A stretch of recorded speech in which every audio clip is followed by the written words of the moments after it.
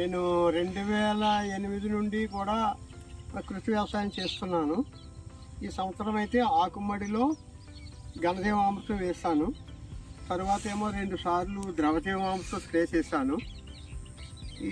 దీనికి వచ్చేసి ఏముందంటే ఇది ఉడికిన తర్వాత ఇప్పటికీ 2 సార్లు ద్రవజీవామృతంతో పాటు మీనామృతం కూడా కలిపాను. మధ్యలో ఒకసారి పురుగు వస్తుందని చెప్పి అగ్నియాస్త్రం స్ప్రే చేశాను. ఇది 36 బస్తాలు అవుతుంది ప్రతి సంవత్సరం.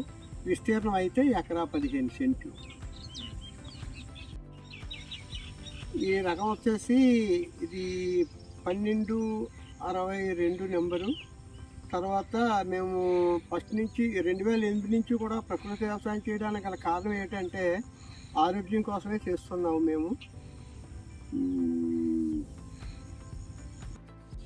ఎన్పిఎం వాళ్ళు అజోలా ఇచ్చారు, అది కూడా వేసాము. ఇందులోని బాగుంది. అజోలా వేయటం వల్ల ఇది కూడా సారవంతం అవుతుంది భూమి. ఇది మీనామృతం. ఇది ఏమంటే చేపల వేస్ట్ కానీ చేపలు కానీ 1 కేజీ వేసినప్పుడు 1 కేజీ బెల్లం వేయాలి.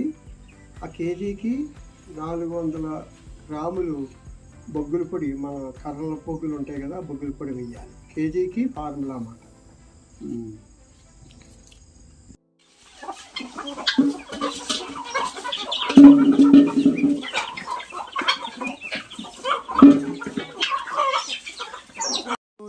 సంవత్సరాల నుండి వర్క్ చేస్తున్నాము. చెరువుగా చేపలు పండిస్తున్నాము.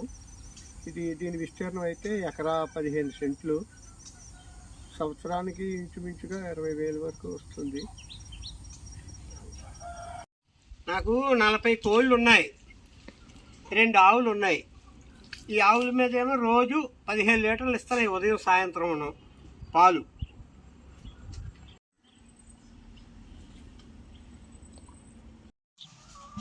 ఘనజీవామృతం తయారు చేయడానికి ఆవు పేడ, ఆవు మూత్రం, బెల్లము, శనగపిండి, పుట్టమట్టి, ఈ 5 మిశ్రమం చేస్తే ఘనజీవామృతం తయారవుతుంది.